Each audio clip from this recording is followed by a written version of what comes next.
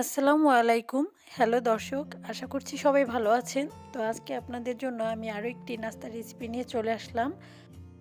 আজকের নাস্তাটি বানাবো আলু আর নুডলস দিয়ে, এক ধরনের মজাদার নাস্তা। তো এটা আপনারা স্ন্যাক্স টাইমেও এটা খেতে পারেন, খুবই ভালো লাগে।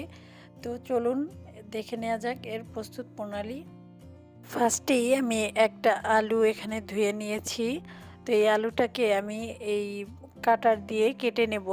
এটা দিয়ে কাটলে খুব সুন্দর একটা ডিজাইন হয়, তাই আমি এটা ইউজ করেছি। আপনারা ডিজাইন না চাইলে যে কোনো ছুরি দিয়েও কেটে নিতে পারবেন। তো আমি এভাবে এই আলুটাকে কেটে নেব। আমার আলু কাটা হয়ে গেছে। তো দেখতেই পাচ্ছেন আমি কিভাবে কেটে নিয়েছি। একটা আলুতে এখানে 6 পিস হয়েছে। তো আমি এখানে মিডিয়াম সাইজের আলু নিয়েছিলাম কয়েকটা। তো আমার সবগুলো আলু কাটা হয়ে গেছে, এরকম শেপ দিয়ে আমি কেটে নিয়েছি। আমি এটাকে পানিতে সিদ্ধ করে নেব 80%-এর মতো। পুরোপুরি আলুটা সিদ্ধ করা যাবে না, তো সিদ্ধ করার জন্য আমি এখানে পানি দিয়ে দিলাম, আর দিয়ে দিলাম অল্প একটু পরিমাণের লবণ, জাস্ট আলুটা সিদ্ধ হওয়ার জন্য। আর দিয়ে দিলাম লাল মরিচের গুঁড়ো হাফ চামচের মতো। এখন সব কিছু একটু ভালোভাবে নেড়ে মিশিয়ে নিচ্ছি। এই পানিটা যখন ফুটে উঠবে ঠিক ওই পর্যায়ে আমি আলুগুলো দিয়ে দেব। পানিটা ফুটে উঠছে, এখন আমি আলুগুলো দিয়ে দেব। সবগুলো আলু দিয়ে আমি একটু ভালোভাবে এটাকে নেড়ে চেড়ে 80%-এর মতো সিদ্ধ করে নেব। পুরো আলুটা সিদ্ধ করলে এটা গলে যাবে, তাই আমি এটাকে অল্প পরিমাণে সিদ্ধ করে নেব। আলুটা সিদ্ধ হয়ে গেছে, এ পর্যায়ে আমি আলুটা তুলে নিচ্ছি। এখন এই একই পানির মধ্যে দিয়ে দেব 1 প্যাকেট নুডলস।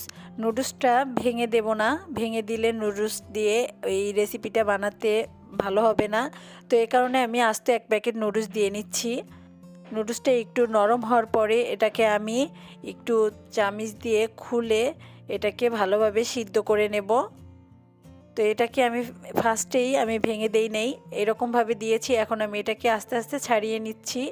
এতে নুডলসটা লম্বা থাকবে, আর লম্বা থাকলে এই নাস্তাটা বানাতে ইজি হয়ে যাবে। নুডলসটা সিদ্ধ হয়ে গেছে, এখন আমি নুডলসটা তুলে নিচ্ছি। তুলে আমি একটা সাইডে রেখে দেব। তো আমি সেই সিদ্ধ করা আলুর মধ্যে দিয়ে দিলাম লাল মরিচের গুঁড়ো। এটা দিয়ে আমি আলুটাকে একটু মাখিয়ে নিচ্ছি। এতে খুব সুন্দর একটা কালার আসবে, এজন্য আমি এটাকে ভালোভাবে মাখিয়ে নিয়েছি। এবং একটু ঝাল হবে, নাস্তাটা খুবই ভালো লাগবে খেতে।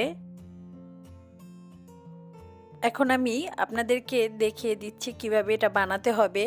আমি এখানে ময়দার মধ্যে লাল মরিচের গুঁড়ো আর মশলার প্যাকেটের মশলাটা দিয়ে দিয়েছি।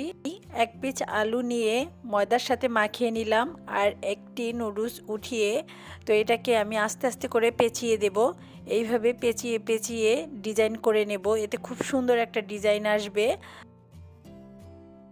আমি নুডলস দিয়ে এই পুরো আলুটা এভাবে পেঁচিয়ে নিয়েছি, দেখতেই পাচ্ছেন কেমন হয়েছে। তো এভাবে আমি সবগুলো বানিয়ে নেব। আমার সবগুলো নাস্তা বানানো হয়ে গেছে। এ পর্যায়ে আমি এগুলোকে তেলে ভেজে নেব। তেলের পরিমাণটা একটু বেশি দিতে হবে, এটা ডুবো তেলে ভাজবো তাই। তো আমি এখানে একটা প্যান দিয়ে দিলাম, আর দিয়ে দিলাম পরিমাণ মতো তেল। এখন আমি এই নাস্তাগুলো এক এক করে তেলে দিয়ে ভেজে নেব। সবগুলো তেলে দেয়া হয়ে গেছে, এখন আমি এটাকে 2 মিনিটের মতো উল্টে পাল্টে ভেজে নেব। এটা এক পাশ যখন হয়ে যাবে তখন উল্টিয়ে আরেক পাশ একইভাবে ভেজে নেব। এতে খুব সুন্দর একটা কালার আসবে, আর এটা খেতে খুবই মজার। এক পাশ উল্টিয়ে নিয়েছি, এবার আরেক পাশ এই একইভাবে ভেজে নেব, যাতে সুন্দর একটা কালার আসে। এজন্য বেশি আঁচে ভাজা যাবে না, এটা লো ফ্লেমে রেখে ভাজতে হবে, তা না হলে উপর দিয়ে কালার চলে আসবে, কিন্তু এটা খেতে ভালো লাগবে না। তাই এটাকে আস্তে করে ভেজে নিতে হবে। তো দেখতেই পাচ্ছেন আমার সবগুলো নাস্তা ভাজা হয়ে গেছে। তো এবার আমি পরিবেশন করে নিচ্ছি। তো আমি এর সাথে হট টমেটো কেচাপ দিয়ে এটাকে পরিবেশন করেছি। তো এটা বাচ্চাদের জন্য, বড়দের জন্য, সবার জন্য এটা খুবই হেলদি একটা খাবার, আর খুবই মজার একটি খাবার। আজকের ভিডিওটি এ পর্যন্তই।